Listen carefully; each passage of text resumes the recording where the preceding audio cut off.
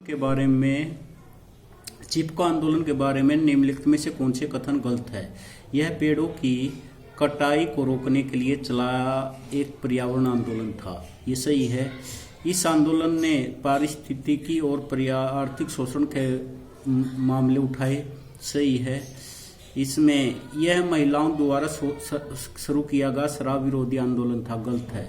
यह इस आंदोलन की मांग थी कि स्थानीय निवासियों का अपने प्राकृतिक संसाधनों पर नियंत्रण होना चाहिए। ये सही है। अगला क्वेश्चन है, नीचे कुछ कथन गलत हैं, इनकी पहचान करें और जरूरी सुधार के साथ इन्हें दुरुस्त करके दोबारा लिखें। सामाजिक आंदोलन भारत के लोकतंत्र को हानि पहुंचा रहे हैं। तो यह कथन गलत है, क्योंकि सामाजिक आंदोलन भारत के लोकतंत्र को हानि नहीं पहुंचा रहे। है सामाजिक आंदोलन की मुख्य ताकत विभिन्न सामाजिक वर्गों के बीच व्याप्त उनका जनाधार है। यह कथन ठीक है, क्योंकि सामाजिक आंदोलन की मुख्य ताकत विभिन्न सामाजिक वर्गों के बीच व्याप्त उनका जनाधार है। भारत के राजनीतिक दलों ने कई मुद्दों को नहीं उठाया, इसी कारण सामाजिक आंदोलनों का उदय हुआ। इसमें ये कथन सही है, क्योंकि भारत के राजनीतिक दलों ने कई सामाजिक आर्थिक मुद्दों को नहीं उठाया, इसी कारण सामाजिक आंदोलनों का उदय हुआ। अब क्वेश्चन नंबर 3, उत्तर प्रदेश के कुछ भागों में उत्तराखंड 1970 के दशक में किन कारणों से चिपको आंदोलन का जन्म हुआ। इस आंदोलन का क्या प्रभाव पड़ा। चिपको आंदोलन जो है यह बड़ा अजीब सा नाम लगता है। साधारण चिपके रहने शब्द प्रयोग कुर्सी से चिपके रहने वाले नेताओं के लिए किया जाता है, परंतु यह आंदोलन पेड़ों से चिपके रहने का आह्वान किए जाने के लिए किया गया है। इसका आरंभ उत्तर प्रदेश में 2 गांव से आरंभ हुआ था और शीघ्र ही यह सारे देश में प्रसिद्ध हो गया और जंगलों की अंधाधुंध कटाई का विरोध करने वाला आंदोलन कहलाया। इस आंदोलन के अंतर्गत गांव के लोगों ने जंगलों की व्यावसायिक कटाई का सामूहिक विरोध किया था।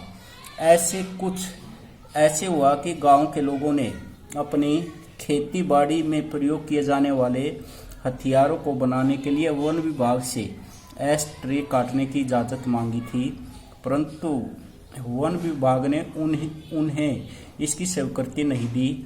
इसी दौरान वन विभाग ने खेल का सामान बनाने वाली एक कंपनी को भूमि का वही टुकड़ा पेड़ काटने और खेल सामान बनाने के लिए अर्थात व्यावसायिक रूप से प्रयोग करने के लिए दे दिया। उस कंपनी ने जब पेड़ काटने आरंभ किए तो गांव वालों को इसकी जानकारी मिली।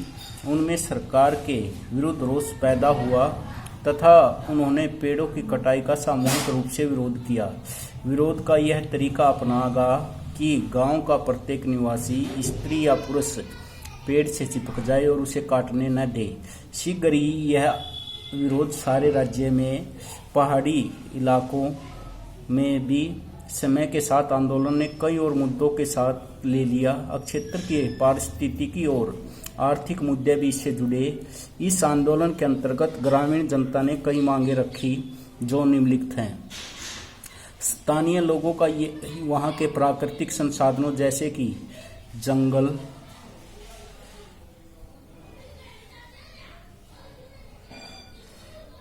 जंगल और केवल स्थानीय लोगों को इससे ठेके को प्राप्त करने के अधिकार होना चाहिए। यहाँ भी मांग रखी कि ग्रामीण जीवन के विकास और आर्थिक समृद्धि के लिए गांव में लघु उद्योगों को बढ़ावा दिया जाए और उसके लिए ग्रामीण लोगों को रियायती दरों पर सामग्री और औजार दिए जाएं। पहाड़ी क्षेत्रों की सुंदरता पेड़ों से ही है और पेड़ों की कटाई इस सुंदरता को हानि पहुंचाती है तथा पर्यावरण के संतुलन को नष्ट करती है। इसलिए इस परिस्थिति के संतुलन को हानि पहुंचाए बिना ही विकास गतिविधियों को संचालित किया जाए। इस आंदोलन में भूमिहीन वन कर्मचारियों के कम वेतन तथा इनकी कमजोर आर्थिक स्थिति का मुद्दा भी जोड़ लिया गया और वह मांग की गई कि वन कर्मचारियों तथा न्यूनतम के मजदूर वेतन की वैधानिक व्यवस्था की जाए। अब है प्रभाव। जो चिपको आंदोलन 1973 में 2 गांवों में आरंभ होकर सारे राज्य में विशेषकर पहाड़ी क्षेत्रों में फैल गया। इससे पेड़ों की कटाई पर रोक लगाए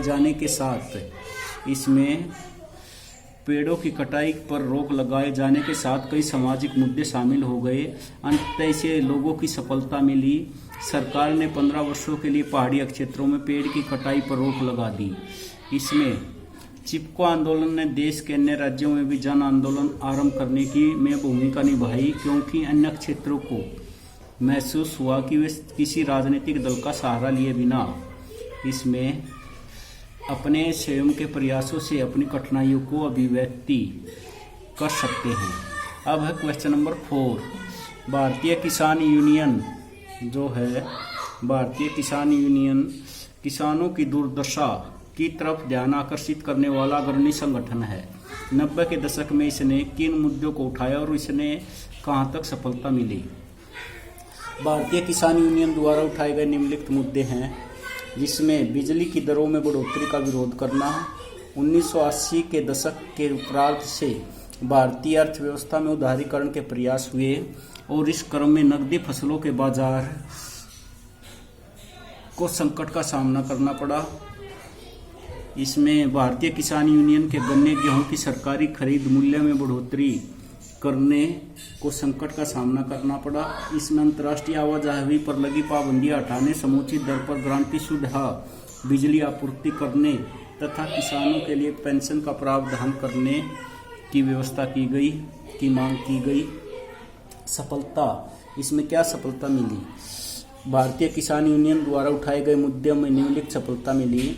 भारतीय किसान यूनियन के कार्यकर्ता और नेता जिला समाहर्ता के दफ्तर के बाहर 3 हफ्तों तक डेरा डाला। किसानों का यह बड़ा अनुशासित धरना था। जिन दिनों वे धरने पर बैठे थे, उन दिनों आसपास के गांव में उन्हें निरंतर राशन पानी मिलता रहा। मेरठ के इस धरने को ग्रामीण शक्ति का ये कहा जाए कि काश्तकारों की शक्ति का एक बड़ा प्रदर्शन माना गया। 1990 के दशक में आरंभिक वर्षों तक भारतीय किसान यूनियन ने अपने सभी राजनीतिक दलों से दूर रखा था। अपने सदस्यों की संख्या बल के दम पर राजनीति के दबाव समूह की तरफ सक्रिय था। इसमें ये 80 के दशक में सबसे बड़ा सामाजिक आंदोलन भी था। आंध्र प्रदेश में चले शराब विरोधी आंदोलन ने देश का ध्यान कुछ गंभीर मुद्दों की तरफ खींचा। ये मुद्दे क्या थे? शराब पीने के कारण आंध्र प्रदेश में चले जो शराब विरोधी आंदोलन ने देश गंभीर की ओर खींचा। शराब पीने के कारण पुरुष शारीरिक और मानसिक रूप से काफी कमजोर होते जा रहे थे, इसलिए वे खेती बाड़ी के काम में अधिक भागीदारी नहीं करते थे। इससे कृषि उत्पाद पर बुरा प्रभाव पड़ता था। शराब पीने के कारण परिवारों की आर्थिक दशा बुरी तरह प्रभावित थी। लोग उधार लेकर भी शराब पीते थे और कर्ज के काम में भी अधिक भागीदारी नहीं करते थे। शराब पीने के कारण परिवारों की आर्थिक दशा बुरी तरह प्रभावित थी। लोग उधार लेकर भी शराब पीते थे। इसमें शराब ठेकेदार उधार देकर भी शराब पीने के लिए लोगों को प्रोत्साहित करते थे। पुरुष शराब में धूत रहने के कारण भी खेत में नहीं जा पा रहे थे। घरेलू कामों में के साथ खेती बाड़ी का काम भी महिलाओं के सिर पर बढ़ता जा रहा था। इसलिए जो शराब के कारण घर में मारपीट भी करते थे। महिलाओं को पीटे जाने तथा बच्चों पर भी क्या किया जाता था? मारपीट करते थे। दैनिक रूप में घटने लगी। शराबखोरी और मारपीट से पारिवारिक अर्थव्यवस्था चरमराने लगी। इसमें इतना ही नहीं, घरों में तनाव का वातावरण भी फैलने लगा और लगभग सारे गांव की महिलाओं इससे तनावग्रस्त तथा परेशान रहने लगी। क्या आप शराब विरोधी आंदोलन को महिला आंदोलन का दर्जा देंगे? कारण बताएं। शराब विरोधी आंदोलन के नियम ही महिला आंदोलन का दर्जा दिया जा सकता, क्योंकि यह आंदोलन वास्तव में महिलाओं की स्थिति में सुधार करवाने के लिए किया गया था। पुरुष जब शराब की आदत के कारण काम नहीं करते, नशे में धुत रहते हैं, परिवार की आय कम होने लगती है और घर में मारपीट भी होने लगती है। इन सब बातों का सबसे बुरा प्रभाव महिलाओं पर पड़ता है। उन्हें अधिक काम करना पड़ता है, कम आमदनी में घर का खर्चा चलाना पड़ता है, खुद बच्चों तथा पुरुषों को खाना देना पड़ता है, पुरुषों के हाथों मार भी खानी पड़ती है, गाली तथा अपशब्द भी सुनने पड़ते हैं। कभी कभी पुरुष स्त्री को घर से बाहर निकालने की धमकी भी देता है। इन सब बातों को देखते हुए शराबबंदी की मांग करना महिला आंदोलन के लिए महत्वपूर्ण पक्ष था।